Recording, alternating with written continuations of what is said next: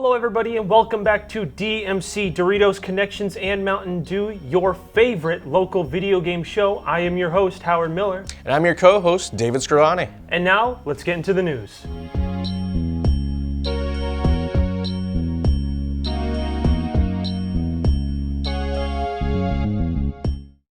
For our first story in the fighting game published by Nintendo, Super Smash Bros. Ultimate, they have been adding DLC characters constantly for the past 2 years and are now on their second year of DLC. They just announced their newest addition to their second year of DLC, their newest fighter, Minecraft Steve. Yes, the pixelated character from the Minecraft series, the most sold game in the world, is now going to be purchasable in the next coming months, and it actually broke Twitter. Did you hear about this, Dave? I heard that it broke Twitter. I didn't really look into how exactly. It overloaded the analytics because everyone went on at the same exact time. So it overloaded the system. So technically, Steve itself broke it. So that means he's the second character on the Super Smash Bros. Fighter Pass, first being Min Min from ARMS, now Steve, and I think there's about 4 more slots available for future characters. And honestly, I don't think anyone actually understands why they put Minecraft Steve in. Yeah, I've been seeing a lot of people complain like, oh, who asked for this? It's like, okay, now, if we're going to get into this, right, because fighting game aficionado here, Steve is something that first of all, has been rumored for years. And let's also be real, Smash fans are salty all the time. They were only ever right on one character, saying like, who wanted this? Who shouldn't be in? And it was Byleth from Fire Emblem because it was literally an advertisement for the upcoming Fire Emblem game. And people were like, I don't want a fighting game character that's an ad. Steve was put in because Smash Brothers is a celebration of video games. So there's Pac-Man, Cloud, Bayonetta, Ryu, Sonic, Solid Snake, all of which are not Nintendo. So wouldn't it be weird if it's a celebration of games if you didn't get the most sold game on the planet in the game somehow? And I'll be honest, as someone who doesn't care for Smash, I don't even have a Switch, Steve looks pretty dang fun to play as. He looks very unorthodox, which is what you always want in a fighting game. Someone who plays weird but plays fun. They put in so much effort, like they remixed all the themes in soundtrack. They redone the stage so you can build blocks as Steve. And honestly, I think that he's a very good addition. I don't know why everyone got their hopes up and picked 15 characters that it would have been. It's also the reveal trailer. To me, it's probably one of the funniest things I've ever seen. Oh, it was so fun. I literally laughed out loud because of just how I was not again, don't care much for Smash, but when I saw that silhouette, I was just like, oh my God. And probably the biggest news in gaming recently, media giant Microsoft has purchased ZeniMax. With it comes Bethesda, one of the bigger gaming studios, which comes with their IPs Fallout and The Elder Scrolls, as well as all the companies Bethesda owns, including id Software, Arcane Studios, what are the others? There's like 5 others, but I forget their names at the moment. Yeah, they're probably not that important anyways.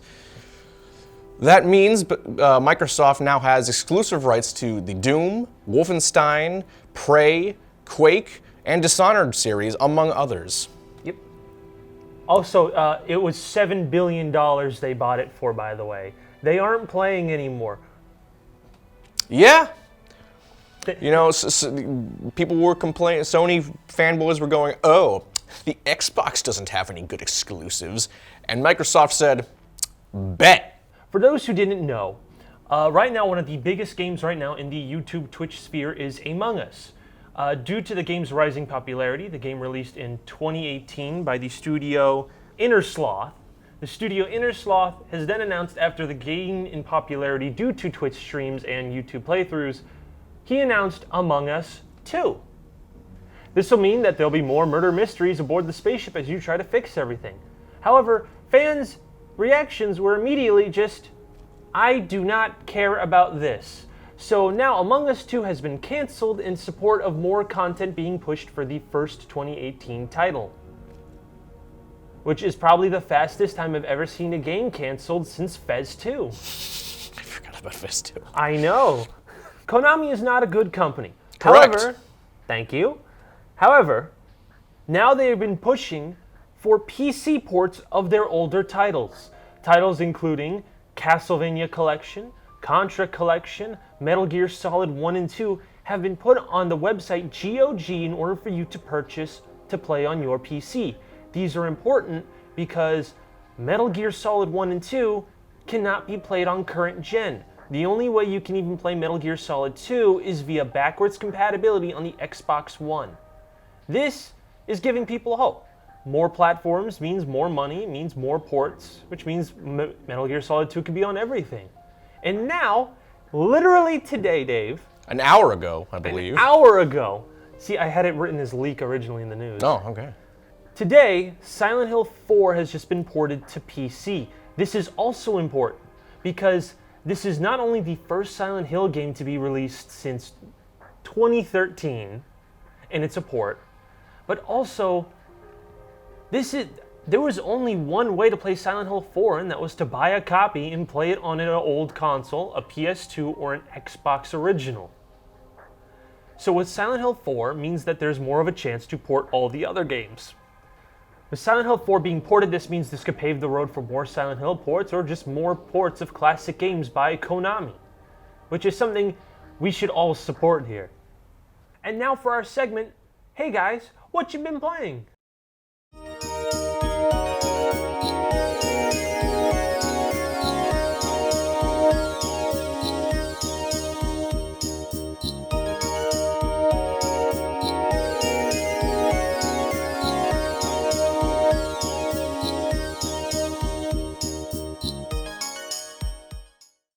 Recently, I've jumped on the bandwagon and played the game that everyone else is raving about, Among Us, the murder mysteries on a spaceship game that's essentially the card game Mafia, but in video game form.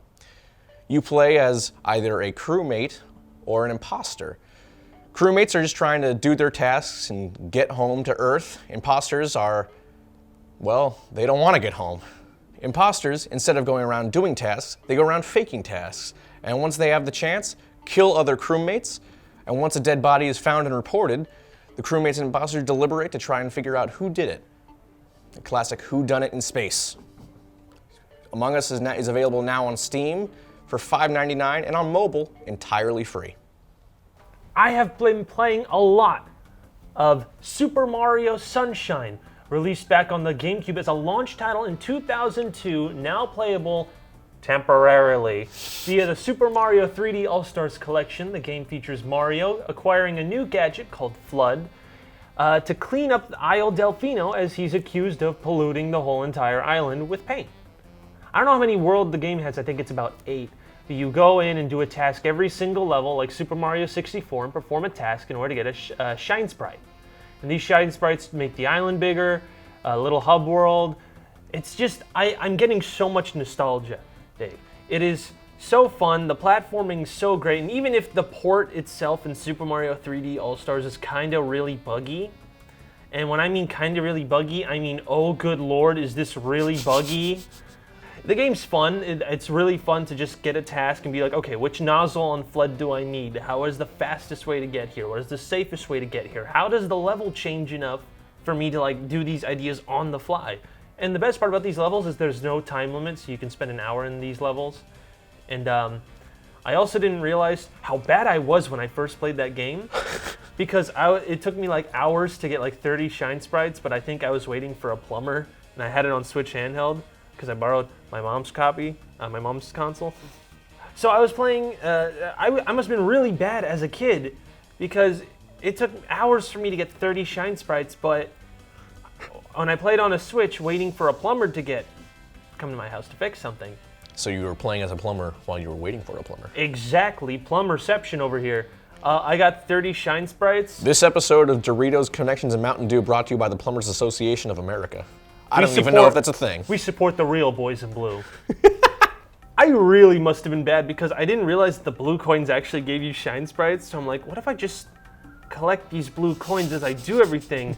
and I accidentally unlocked everything all at once. Like I got the Yoshi and the 2 nozzles. Oh, just shit. like one F. Quiet, Dave. Sorry. I'm just kidding. I can edit that out. I got it all at once, so I must have been really, really bad at the game. But I love it. Like now, I'm really halfway kind of decent at it. But it's so much fun just jumping around. And all the music's nice. The game's colorful. There's so much variety. You can get Super Mario Sunshine available in the Super Mario 3D All-Stars collection, or go to a local mom and pop shop and spend $80 on a used copy for GameCube. Now get excited for Halloween as we talk about some of our favorite horror games this generation. In our next segment, Best Horror Games of the 7th Gen.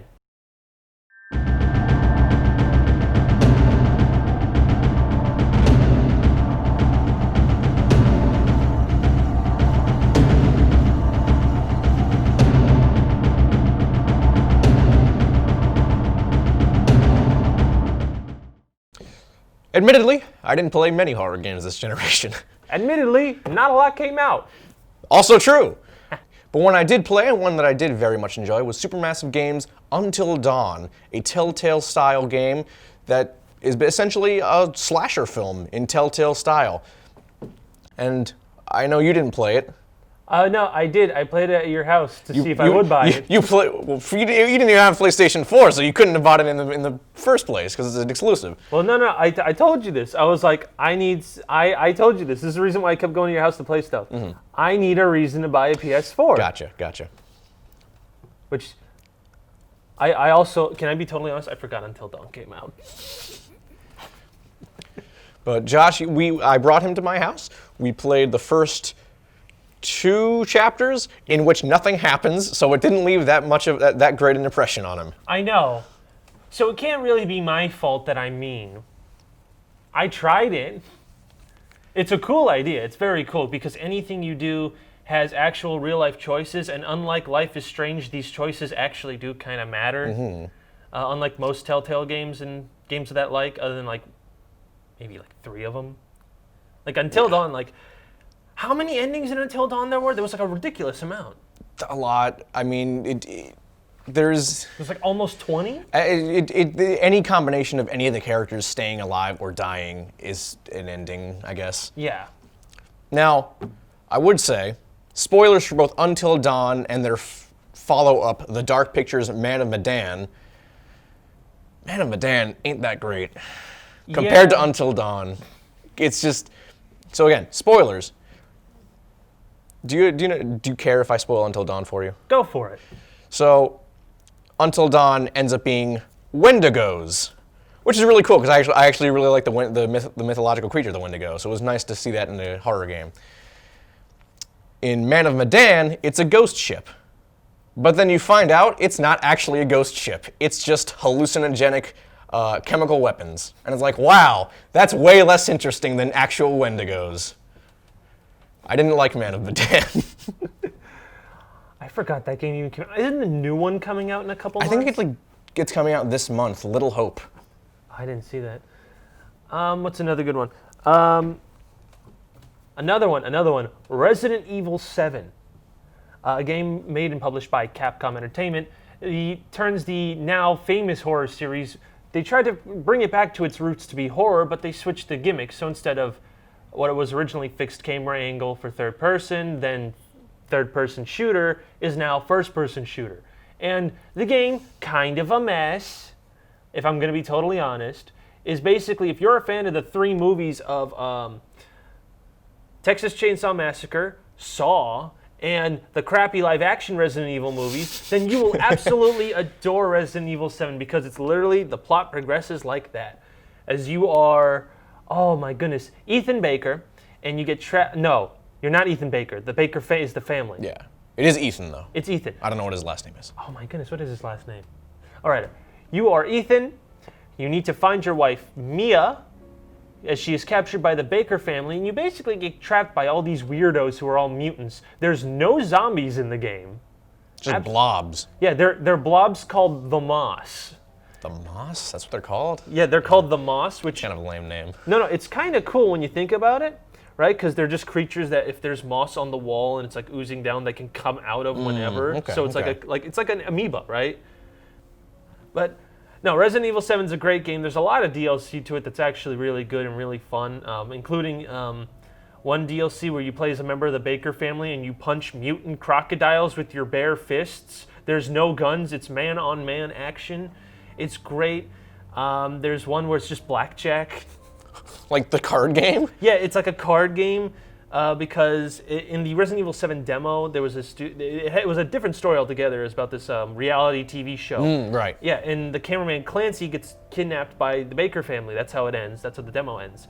But they made DLC to show what happened to Clancy, and there's one where it's basically he puts one hand in like a 5-finger trap, and he plays blackjack, and you have to win to keep your fingers. Huh. That's fun. It's very fun, very quirky.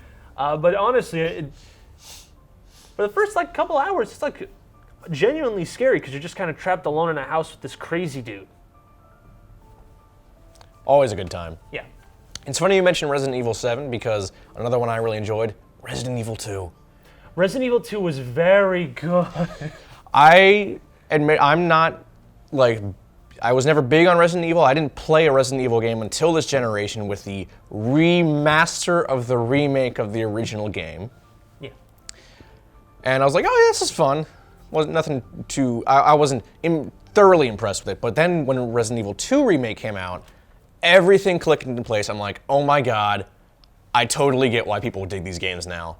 Yeah. It is one of the best times I've had in a horror game. It's properly scary, which it's a horror game. You kind of need it to be scary. Yeah. Gameplay is fun, and the story is really intriguing too, because this is still when Umbrella is kind of an underground thing, both literally and figuratively in this case. Yeah. And when you're just unearthing this mystery, it's really cool. It's such a cool story, Josh. And it has the right amount of camp, right? Yes. Which I do think they dialed back a little bit too much for RE2 when it comes to campiness, but that's fine, right? Because they still had Tofu as a playable character, right? There's still enough campiness to enjoy. I do think that they kind of used Mr. X, this giant impeding zombie who basically follows you throughout the whole game. In the original, he would only follow you through In one of the scenarios, right? Yeah, in one of the scenarios on like a higher difficulty, right? So you'd already know what to do, but they kind of just bring him in like the Kool-Aid Man, and he kind of just never leaves. He's like borrowing free rent. That's like the only negative, but it's such a small negative because he himself gives so much tension. He does. One of our friends can agree to this. I was in the library in the Raccoon City, because it takes place in Raccoon City PD, and I was trying to figure out on the library how to be like, okay, oh, he can't climb up ladders. Oh, no, he can. So I have to figure out how to get to the door while this dude has the same exact momentum that I can do, only just slower. So it's very high tension. And the sound design. My God, those footsteps. Oh my! I think a lot of people don't really talk about sound designs, but Capcom has been hitting it with audio design recently, with the binaural sound effects that they've been doing with the Resi games to a literal music progression in DMC5. Have you seen this? No. They made it so they have a system, right? Because in Devil May Cry 5, this is a total aside, but they have this progression, right? Where if you do cooler combos, you get a higher rank. They now created an automated system where if they make like a 9 to 10 minute song, they can bake it so that every single rank starts an instrument of the song. Oh, so D that's rank cool. you just hear for Devil Trigger. For D rank you hear like just the drum beat like a synth. But when you get the triple S, you get like a bass boosted version of Devil Trigger playing, and like it increases through like rank. Capcom has been hitting it with audio design recently, and like that's it. That like. I know I'm maybe a little biased because I enjoy Capcom games, but like technological feats like that, Killer Instinct also did something like that, where the song, when you did an ultra combo, the song would be in time to your punches. They remixed it to be like that, so like any song on anything, like the song would continue playing for a combo. Yeah. I love audio design like that. Total aside. We need more of that in games. We need more. We're talking to you, games industry. Another good game, which I'm pretty sure we both never finished, but it was still incredibly scary. I didn't know where you're going with this. White Knight. Never mind. Do you remember this? I do. I remember we played like 2 hours of it. No, well, I mean, we got to we went through the first third of the game. The game is so short. Oh, I didn't know that. The game is like this murder noir, where you basically you're this 1940s Boston or something like that. It's some old decade in Boston, where you are investigating this murder. The game is like a noir, but like they flip the color scheme. So you are white, right? Fully white.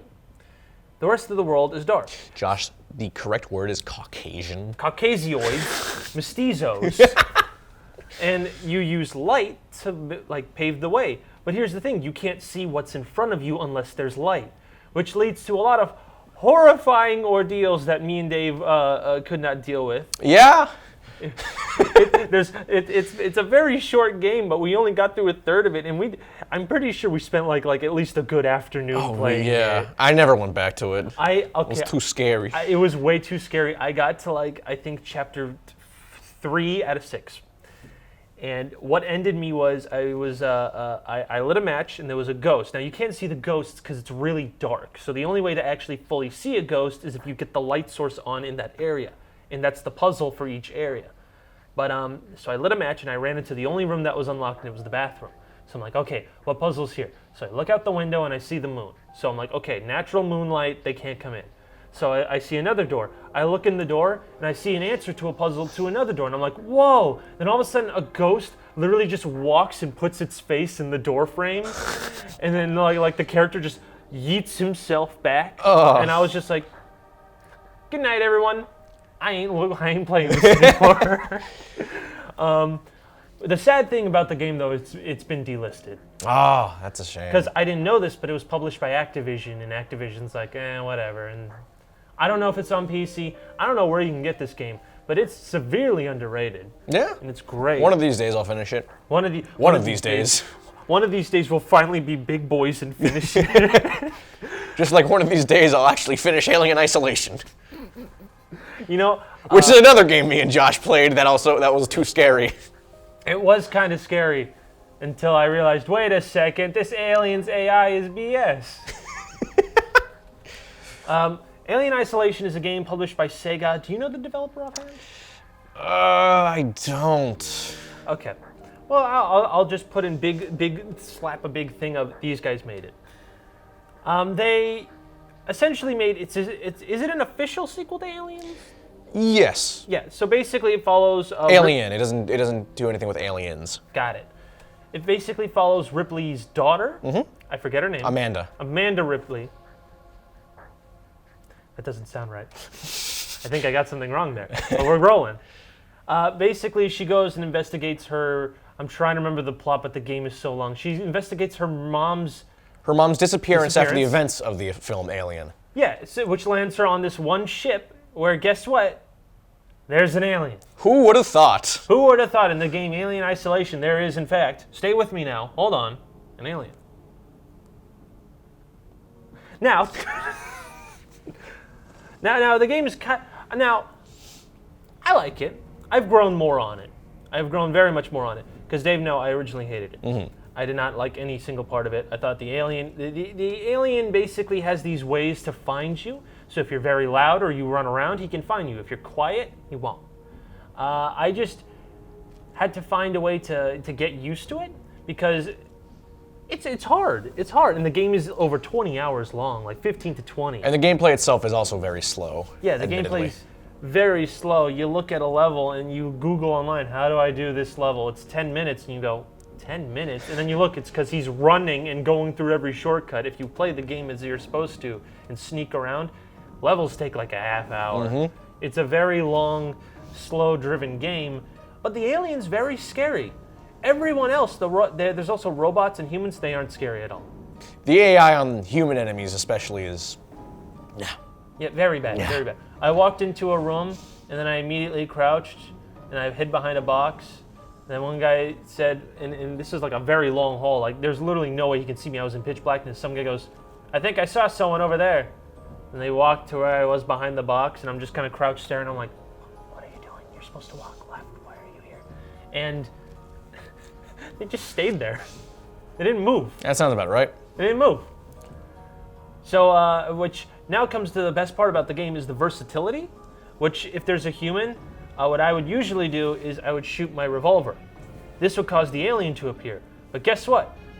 He's not going to find me. He's going to find the 5 dudes that are walking around the hallway instead who are trying to hunt me down. It's great. Like, the amount of versatility you can do in that game is insane. It is. And I haven't, sucked it up enough to try this mode, but there is the mode where you can connect your microphone, and the sounds that are surrounding you can have the potential to attract the alien. Again, I'm not man enough to try that mode, but the fact that they included it is very cool. Dude, how funny would it be if you get caught by the alien because you farted? like you're just sitting there like... You think that's happened to anyone in the Alien universe? Dude, I constantly think about, dude, how funny would it be in a horror movie, like an actual serious, not campy horror movie, where someone accidentally passes gas and they get caught by the dude? All right. And our final game is, we just want to point out, the Amnesia Collection was published by Frictional Games. It basically is a collection of 3 Amnesia titles. 1, Amnesia: The Dark Descent. The DLC for it, Amnesia Justine? I don't know. And Amnesia: A War... No. Machine for A Pigs. Machine for Pigs. I was on a War on Pigs. And the third game, Amnesia: A Machine for Pigs. That's my plan this month. I'm going to beat Dark Descent and A Machine for Pigs. But both games are classic, even though one's basically a walking simulator. Dark Descent is a classic horror game. One of the first horror games I was aware of this decade, and probably the biggest one. One of the bigger ones this decade. Yeah. Like, if you want to talk about the popularity of that game from 2010 to 2013, that game was the number one horror game, right? It's unbelievable. And honestly, Dark Descent it's still very scary. You're basically this guy with amnesia, in the game Amnesia, and you're basically trapped in a castle, and you have to figure out, well, what is going on? And there's a sanity meter, because he's just alone in a dark castle. There's 2 health bars, a sanity meter, and your health. The health, if you go down, obviously you die in most games. But your sanity, you can start seeing monsters that aren't supposed to spawn. You can start seeing treasures that aren't there. So you have to stay in the light constantly, another theme of horror games, and not be in the dark or not see very scary things like the monster itself. And it's so fun because there's no combat. Because usually in a game, a horror game, you need combat, which then, if you take the Silent Hill approach and make it bad, adds tension. But if you make it very clean and easy to fight something, then, they're not scary anymore. So if you take all the weapons away and all you can do is just hide or put a box or stand on a box, it's inherently scarier. I haven't finished... I don't know much about Machine for Pigs. I've only played the first 5 chapters. I haven't played any Machine for Pigs, honestly. I've played the first 5 chapters, and it's literally a walking sim so far. And I've put in about an hour and a half into the game. It's really a walking sim. All right. So I think... Is that all the horror games? Or do you have another one? I think I've covered what I wanted to. Okay, so now we can just talk general about... Unless we talk about our favorite game of all time, Outlast. Next segment, we're not talking about that. Nope. All right, so that's all the games we can muster before I immediately cut everything off. Now let's get to our next segment, the Next Gen segment. Hey. Woo! All right, to start us off, as many of us know, this November is coming out with 2 consoles, the PlayStation 5 and the Xbox Series X. Not the Xbox One X. I know it's a terrible name. Please, when you type it, put Xbox Series X, not One X, Series X. Thank you. I assume you did hear about that. We'll get to that. Okay.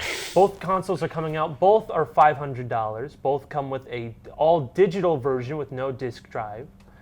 And honestly, I'm very excited for the future so far. I'm always excited for the future.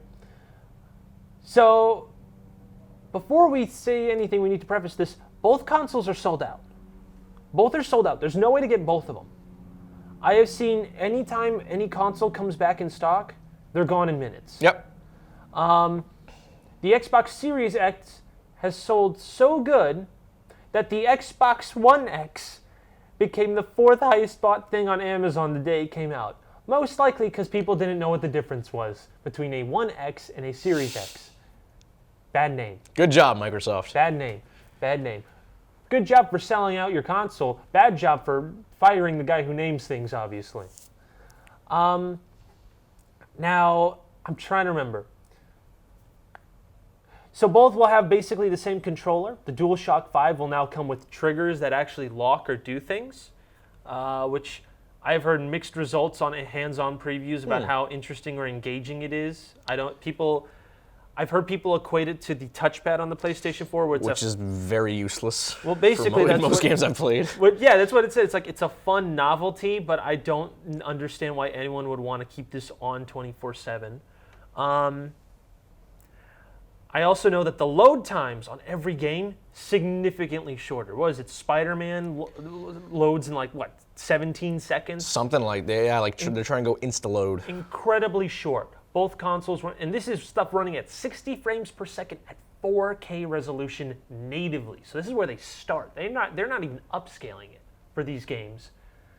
So Sony has a lot of exclusives coming out. Microsoft doesn't, of course, but Sony has Dark Souls Remastered, which is $70. Demon Souls. Demon Souls Remastered, which is $70 for some reason.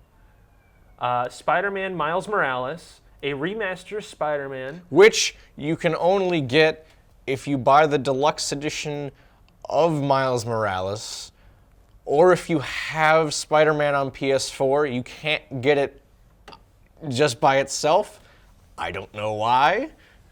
And there's a couple other games coming out. Did I miss anything on the PS4 end? There's a couple good ones you can chime in. Those are really the only two that I really care about is Demon Souls. Oh, well, no, that's not an exclusive. Never mind. Yeah, if it's a next-gen game, you can bring it up. Cyberpunk 2077 will also be launching on the.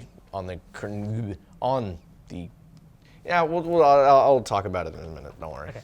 So Xbox is also showing off their hardware capabilities. While they have no games, they're going to have the largest library on launch. Anything that was on the Xbox One is going to be available on the Xbox Series X.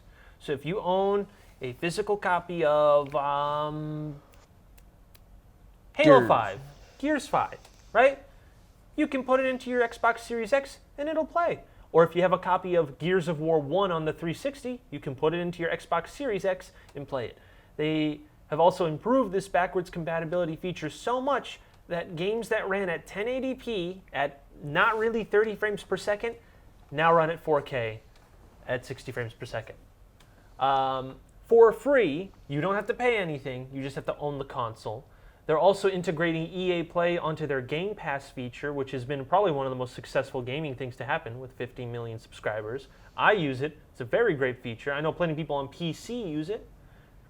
Great feature. And Microsoft, along with buying Bethesda, now have a bunch of companies going to make games for them.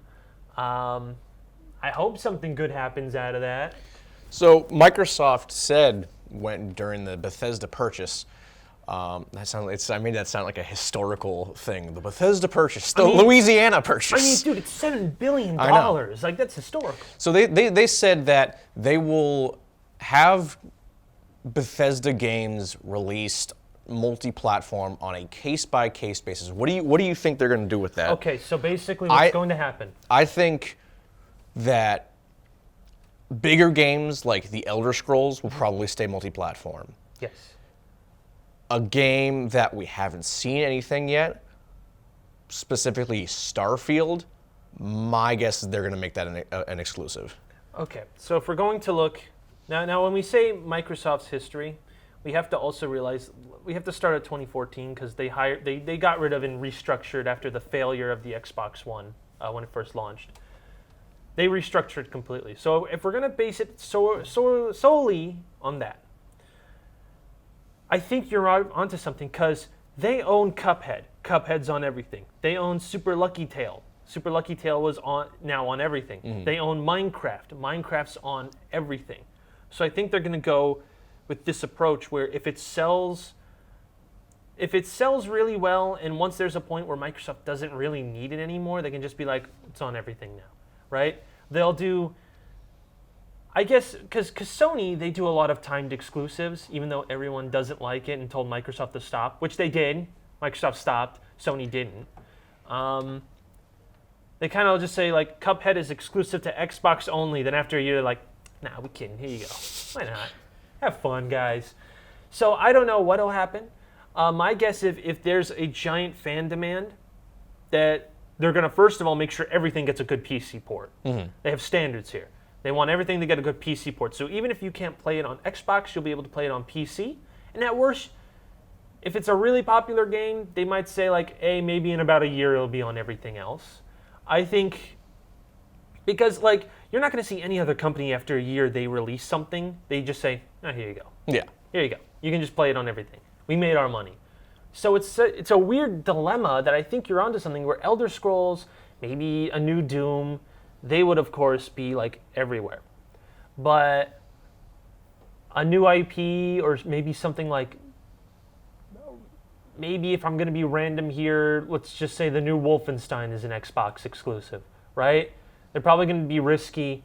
Well, after the new Colossus, I wouldn't mind that. Yeah. I wouldn't care. They're going to be risky. I know that a lot of the developers that were bought are excited. Like, I know the people at id are incredibly excited about this. I don't know if you saw, but John Carmack, one of the original guys at id, who was one of the founders of the company, said, oh, you know, now that they're under new management, I wouldn't mind coming back. Yeah. This is, like, super historic, and it's just them buying a company. Yeah. Which, honestly, I'm just very excited for the future. I do hope, because I'm not really, business-wise, I'm not liking what Sony is doing on their end. Because I saw Final Fantasy 16 is coming out, and I thought that game looks beautiful. I wanted to buy it. I'm like, it's Final Fantasy 16. I'll see it on Xbox now. It's an exclusive, really? Timed exclusive. Ugh. Yeah, fun fact, half of Sony's exclusives in the first quarter are all timed. Yeah, that made sense. Which, it's getting kind of annoying, because every single time, because I told you this happened, but every single time I went to buy a PS4, I was like, I'm going to get this for Crash, and I'm going to get this for Nier Automata. Came to Xbox. I forgot Nier came to Xbox. Yeah, Nier came to Xbox. I'm like, okay, so now that I have a PlayStation 4, I'll just play Kingdom Hearts. Kingdom Hearts came to Xbox. Like, it just, I'm not a fan of timed exclusivity. That's in general. I think that's about it. Did Sony actually confirm their backwards compatibility, like on launch, or no? There have been murmurings that they're doing backwards compatibility. Backwards compatibility for the PlayStation 4 and nothing else. Yeah. And only like 100 games for PS5 have been confirmed. Yeah. And it's all the ones people have, like, already played. So what's the point? It's so weird. Sony needs to. I know they're the best-selling console, and I own both, but, like, Sony needs to, like, kick it up a notch. They do. And I'm a PlayStation guy. I was one of the few who were actually able to pre-order a PlayStation 5. You did? Yeah. Oh my goodness. Because about a month and a half, 2 months before they had the thing, they pre-orders went live, they sent me an email saying, hey, here's a link, sign up, and we'll give you your own personal link to pre-order one. I'm like, all right, sure, why not? And the day after pre-orders went live and all the nuclear fallout happened of that whole thing, I was just like, there's probably nothing available. Let me just check. Sure enough, they still had some available. I'm like, all right, sure, why not? Yeah. I'm going to do the safe bet, and I'm going to wait a year before getting a console. This is what I do with every new console. Because the first launch ones, they always have bugs. They always have bugs. That is fair. So I'm personally going to wait. I'm not going to stop anyone from getting it, because I do think, looking towards the future, everything looks great. Yeah. So I'm excited. You're excited. And if any news pops up, we'll just talk about this. I really want that Spider-Man, man. He wants. I want the Miles. The new refaced Yuri Lowenthal Spider-Man. Ugh. All right. Up next, we're going to talk about some games that are kind of hard to find that you might have missed in the past generations on our next segment, Hidden Gems.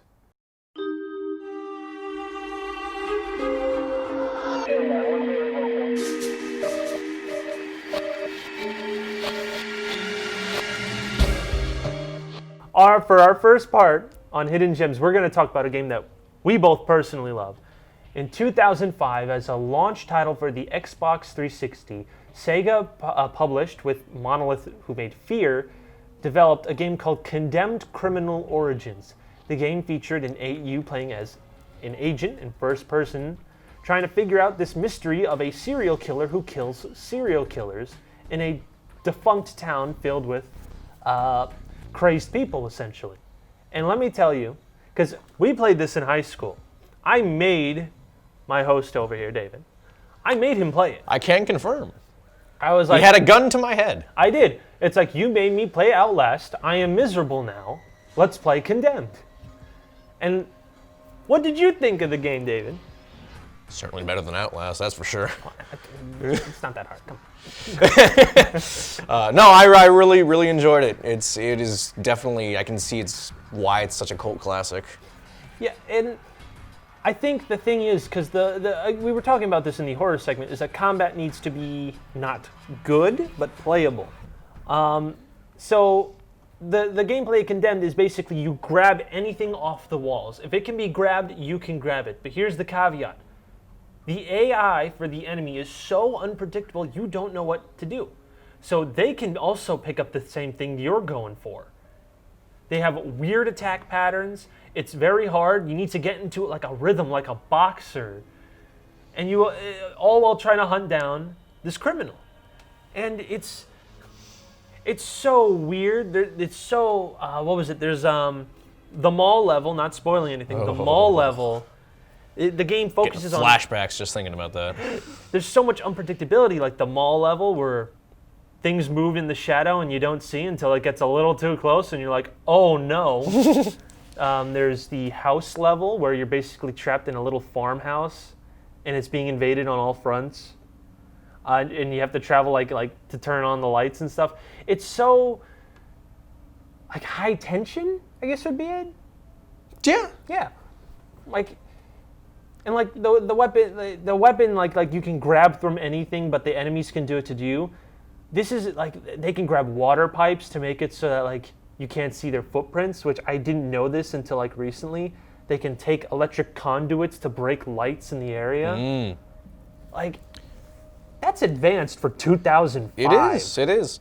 And obviously, the visuals haven't aged well, but that's because it was in 2005. But I don't know if it'll ever happen, but I would personally love to see a remaster. It needs a remaster.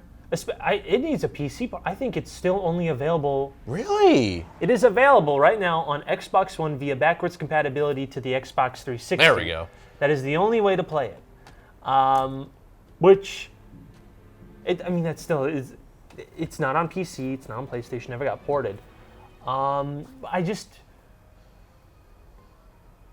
It really does need a remaster, but it's so hard because every single 2 years, the guy who made Condemned's like, all right, guys, y'all want Condemned 3? And he just kind of disappears. Like every single time. The game got a sequel, Condemned 2, not good at all. We don't talk about it. We don't talk about that. It's like the Avatar: The Last Airbender movie. Doesn't exist. No, I haven't looked at it since. Ever since I beat the game 3 times. I think you had me play the first chapter. I'm like, wow. This is bad. Yeah, and we never talked about it again. No, and the worst part is there wasn't much of a plot line in the first Condemned. It was basically you are on the hunt for a serial killer and you see these psychological things. Condemned 2, they tried to add story to that. So, overall, I think Condemned Criminal Origins is, I would usually put it as one of my favorite horror games of all time. Like it's a contender up there. Right? The plot's not the best, but it's so just high tension and scary because you don't know what the enemy's gonna do. You don't know what enemy you're even fighting. They don't even explain. Like, what was it? You freaked out because there's a sewer level early on, and he was used to, because the first enemy in the game is just homeless people. Yeah. Right? Crazed, drugged, homeless people. He goes into the sewer. There's dudes in like tattered clothing crawling on all fours in the sewers, and he got freaked out. And Don't like that. Don't like that. Yeah, and they like hide under boxes and things. They never explain what it is. There was and what was it? The most iconic thing of when you're in the house level and there's just this ninja in like Hellraiser-looking gear, and you're just like, no. Yeah, that area especially is. It feels like something out of Silent Hill almost. Yeah, it's with how weird and psychological it is. Yeah, and they never explain it. Nope. They never explain it, and it's great. It's so good. We here at DMC would like to approve Condemned Criminal Origins as our first hidden gem of games you should check out because it's so good. Do it. Do it. Do it, or we're never doing the show again. You know what? That's a good deal. That about wraps up our show for tonight. I'm your host, Howard. I'm David. And we'll see you next time. If you need anything from us, just comment or tweet us. We'll be here for you. See you, everyone. Play Condemned. Play Condemned.